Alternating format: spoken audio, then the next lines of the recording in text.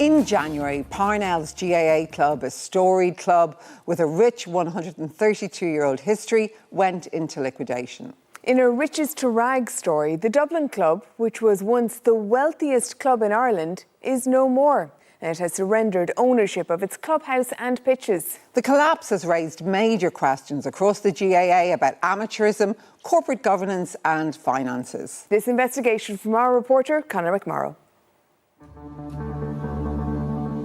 This is a story like no other about a GAA club.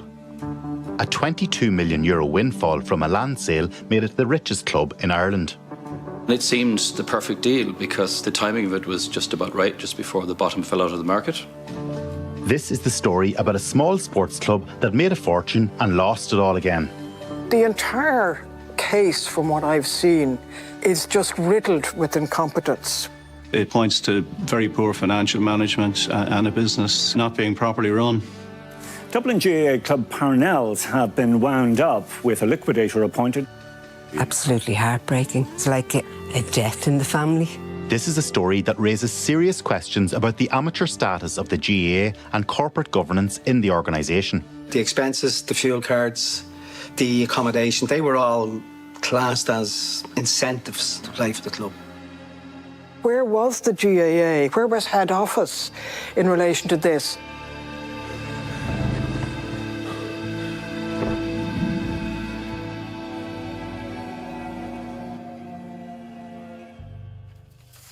Primetime has obtained hundreds of documents that show how a €22 million bonanza was frittered away.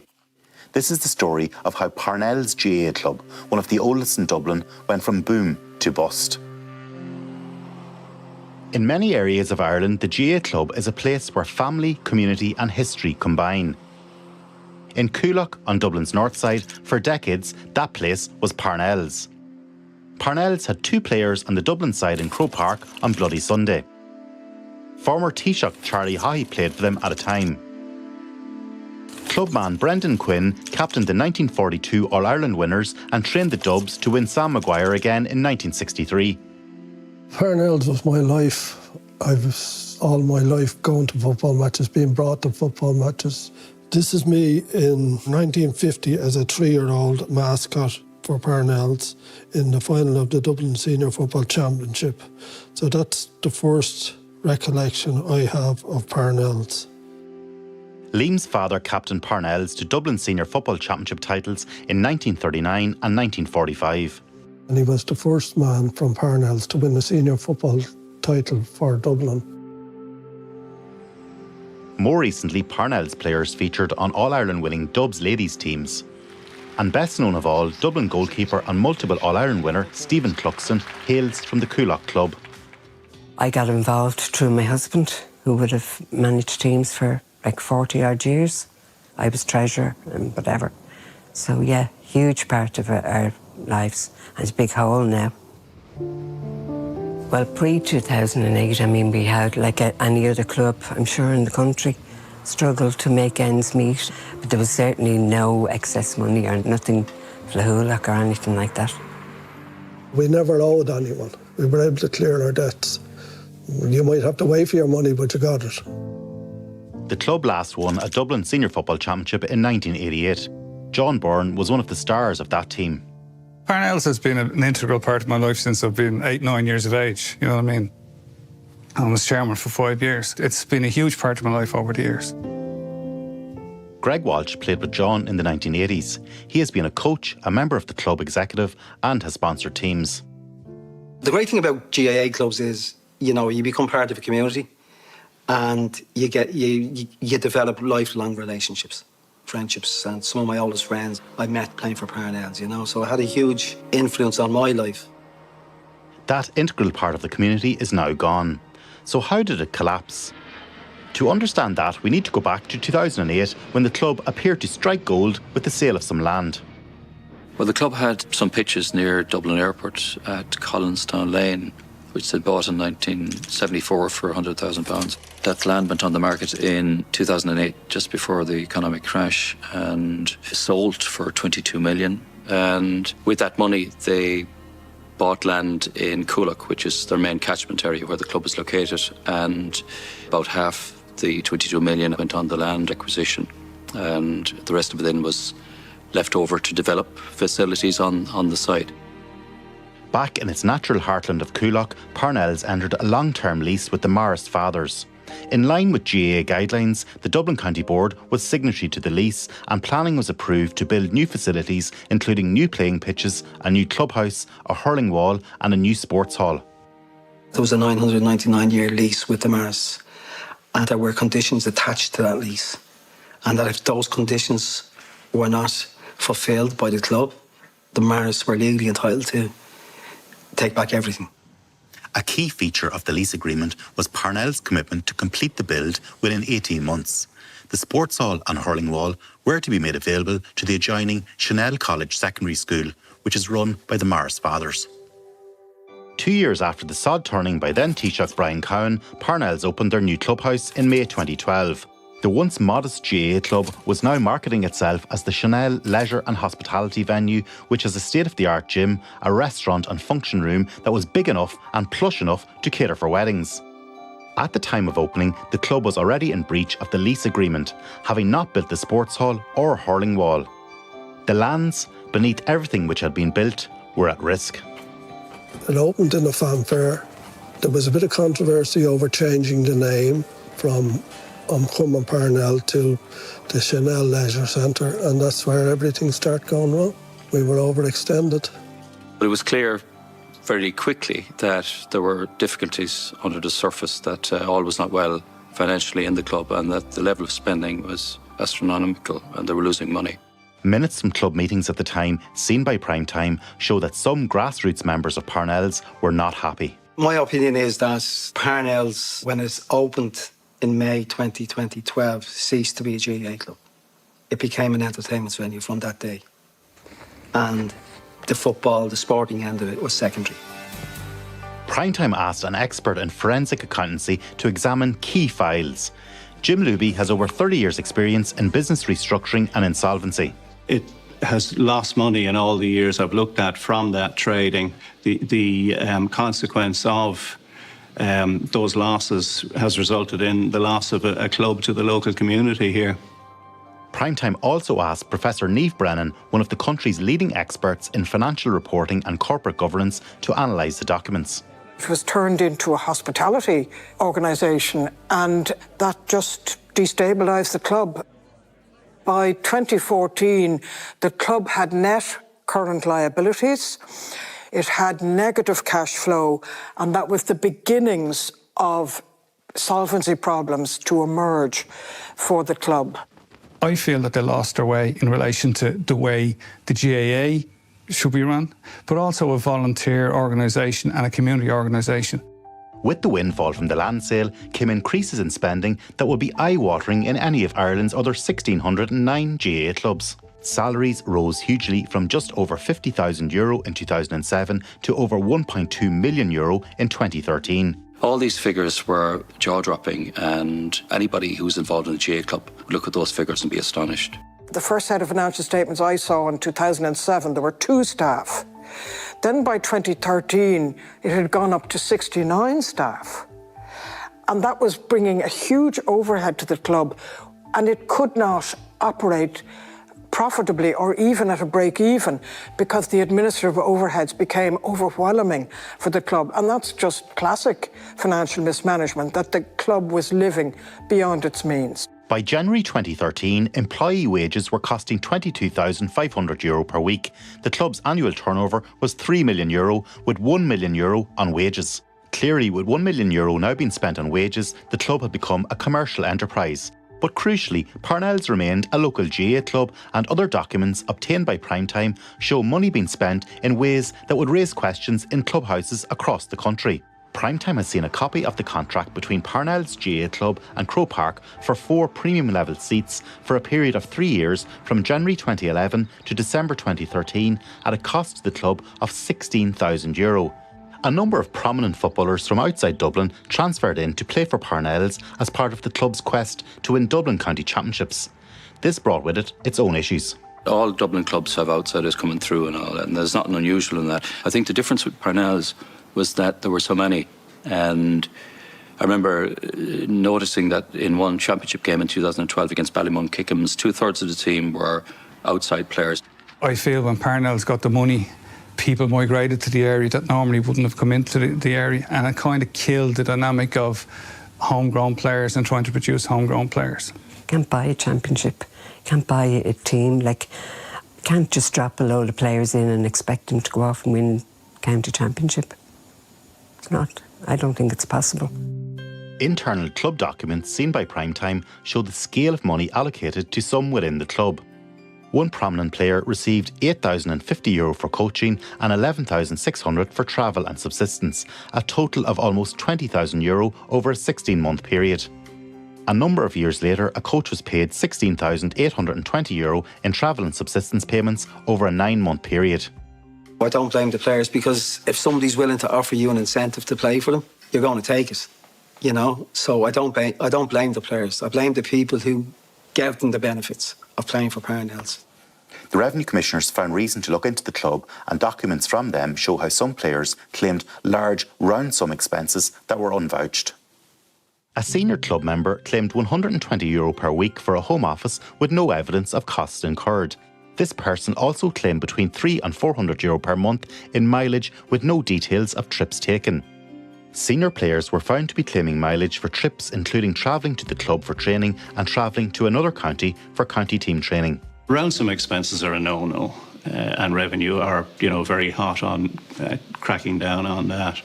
Expenses should be properly vouched. In an amateur sports club, I would have said revenue, will have a little bit of leeway, won't be too draconian in their approach, but here it just seems like the compliance has been extremely poor over a period of 4, 5, 6 years. In 2011, Parnell signed a lease on an apartment in Artane which was used by some players. The club paid the rent at a cost of €1,550 per month. It was providing the apartment to the players. That's one of the things that got the club into trouble with the revenue. The club even paid the laundry and utility bills for players who lived in one of the apartments here behind us on the Malahide Road. At the same time, the club was paying utilities for the apartment. It was in arrears with the electricity bill and the clubhouse that was used by ordinary grassroots club members, including juveniles. Primetime has seen a final demand letter from utility company Energia to Parnells threatening disconnection of supply. In just 1 year, 2014, rent plus utilities on the apartment cost the club €22,978. Rental of an apartment for players is something extremely unusual in my experience. I don't dispute anybody getting expenses for coming to play for the club, but inducements to the level of accommodation, expenses and significant expenses, it flies in the face of amateurism, but it flies in the face of the GAA, what the GAA stands for, and what we were brought up in the GAA. In an indication that the club was seeing itself as both a commercial and voluntary organisation, Primetime has also seen documents showing that in December 2014, gift cards with a total value of €9,000 were given to almost 100 people involved in the club, including some players. That same month, the club's financial statements showed an annual net liability of more than €1 million. Fuel cards were also supplied to certain people within the club, including players. Documents show that spending on 5 fuel cards regularly cost Parnells thousands a month. The cards were not phased out until 2015. As Parnells was incurring these expenses, the club was not paying affiliation fees to Dublin County Board. All GAA clubs are required to pay annual affiliation fees to their county board. This money is typically generated from subscriptions paid by grassroots members. The club was paying these massive expenses and they weren't paying affiliation fees to the Dublin County Board. They weren't paying the creditors, they weren't paying the taxman, they weren't paying the rates, but yet they had money to pay for all these expenses, which ran into the hundreds of thousands. The problems built up over time to the point where in 2016 Dublin County Board was threatening to withhold from Parnells the allocation of tickets for the All-Ireland final, which it distributes as standard to all GAA clubs in the county. That September, the County Board Secretary emailed the club outlining almost €68,000 in affiliation fees, insurances and registration fees owing. Relations had clearly become fractious. 2 years later, the County Board Secretary emailed Parnells to say a commitment to pay €10,000 per month had not been honoured. A later email stated, "This situation is now intolerable from the County Board perspective." The County Board were not the first to ask questions. Internally, there had been questions coming from members of Parnells for years. John Byrne was among them. I'm writing to request guidance and ask for your support in relation to what I believe to be a very serious issue for my GAA club. As far back as 2011, John Byrne sent a letter to then GAA President Christy Cooney. The threat to the continuing of Parnells as a club is real, and already the club's auditor has expressed concern that the club will not have the funds to complete the hall, for which they are contractually obliged to build at a cost of €1 million. I looked for help in 2011. Nobody came to the rescue. I did have good engagement with Dublin County Board at different stages trying to get some resolution. The GAA knew about it, Dublin County Board knew about it. There were signatories of the finances. The grounds and the monies were vested in the GAA, so they should have taken a better control of it. There's a line of duty there and responsibility. And at the same time, they can't manage or micromanage every situation or be everywhere to put out all the fires. But there is a sense that maybe they sat back a little bit and let Parnells have too much autonomy when problems were brought to their attention. Greg Walsh also asked questions about the club's finances at the 2012 AGM. He then contacted Sunday Independent journalist Dermot Crowe in the hope that highlighting the issues would open up debate within Parnells. Well, they were browbeaten and they weren't listened to. Looking back, Dermot Crowe says Crowe Park should have acted when red flags were raised in these years. Ultimately, these facilities and the money and all that was made, it's GAA money, it's not necessarily Parnell's money. So the eye was taken off the ball this time, I think. The GAA has a certain responsibility. While the Parnells board worked to address their annual losses and cost reductions were made, the club continued to file losses year on year, and the 2017 financial statements record that maintaining a positive cash flow remains the greatest risk relating to club commercial activities. It was just pie in the sky. Like initially the money was coming in, but it wasn't enough money coming in for the expenditure that was taking place. I wonder how much planning was done when they got the 22 million. I wonder how much risk management there was. I just think it hurtled ahead with inadequate checks and balances. The club's finances came to the attention of the Revenue Commissioners, who carried out an audit of the club in 2013, resulting in Parnells paying a total settlement of €101,794. Then they had another audit, revenue audit, in 2016, and they were fined for the exact same things. So even though they were fined in 2013 for not taxing expenses, they continued to pay the expenses and benefits without tax up to 2016. Losses in all years, non-payment of liabilities, including non-payment of PAYE and PRSI, which is, something of a cardinal sin. Underlining the financial stresses at the club, an internal email spelled out the situation. It's a straight match now for funds, revenue or suppliers. The funny thing was that they seemed to have kept good accounting records. It was so good that when the revenue came in to do their audit, they found the records and they were able to identify clearly how much had been paid without the deduction of tax. I think if you've had a revenue audit, one would imagine that a properly managed organisation would learn from that and not have it repeat itself and make the same mistakes again. I find that just absolutely astonishing. And the revenue wrote them a very decent letter advising them on what to do, recommending that they make a voluntary disclosure to avoid interest and penalties. So I was amazed that that was ignored. In late September 2014, Parnell's player and Dublin multiple All-Ireland winning goalkeeper Stephen Cluxton wrote an explosive letter to all members of the club executive. He outlined the reasons why he had taken the highly unusual decision to regrade down to play for the club's second team. The letter said, "I don't agree with the policy of headhunting players. I don't agree that county players are treated to various perks. I'm disgusted the club is now in debt." Parnells never won a Dublin Senior Football Championship after 1988. Minutes from an executive meeting 3 months after Cluxton's letter show how financial issues related to the club's commercial activity were weighing on sporting decisions. One of the club's directors is recorded as saying, "We can save €100,000 if we get rid of coaches." My guess is that the corporate governance was not at all up to scratch, and there's evidence of it because the auditors were qualifying the financial statements. That means that the auditors were giving a bad report year after year after year. They were flagging as early as 2014 that they questioned whether the company could continue in operational existence for the foreseeable future. And the auditors were right, because eventually the club had to go into liquidation. In the period 2008 to 2025, when Parnells effectively went from boom to bust, over 50 people served as directors on the board of the Parnell GAA Club Limited. The last financial statements filed were for 2018. With the onset of the COVID-19 pandemic, things went from bad to worse for Parnells. In order to try and help the beleaguered club, Greg Walsh and Liam Quinn, among others, returned to the executive. In 2020, when I was part of the executive, we met with Croke Park in the hope of finding a solution to our problem. The club was in a really, really bad way because they had debts of close on €2 million. They had no prospect of paying that money back, none of it. And when we brought this matter up with Croke Park, it was put to me that they couldn't micromanage everything. I felt we had been backed into a corner and there was nothing we could do.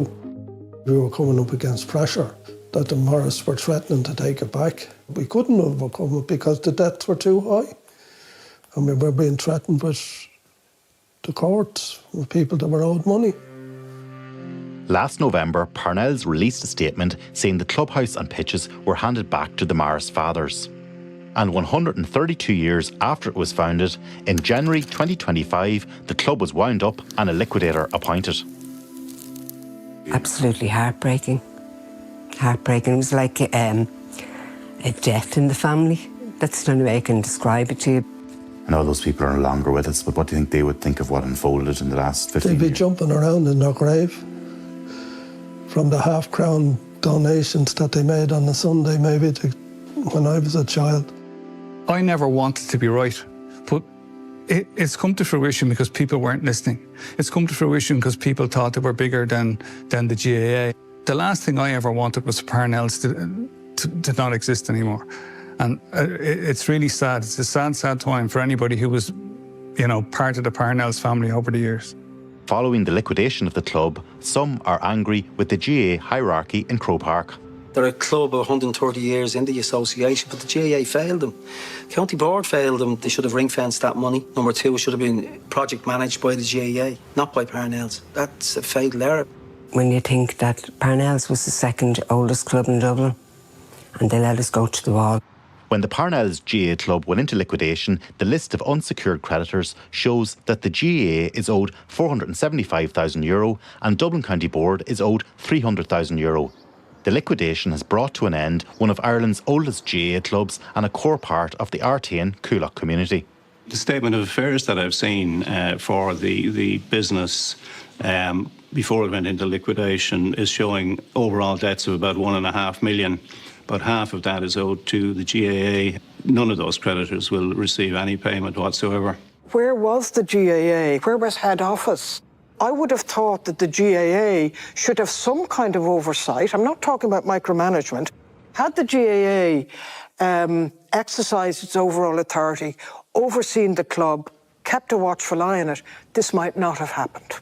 I mean, you could say the GAA has lost 22 million. That's a lot of money.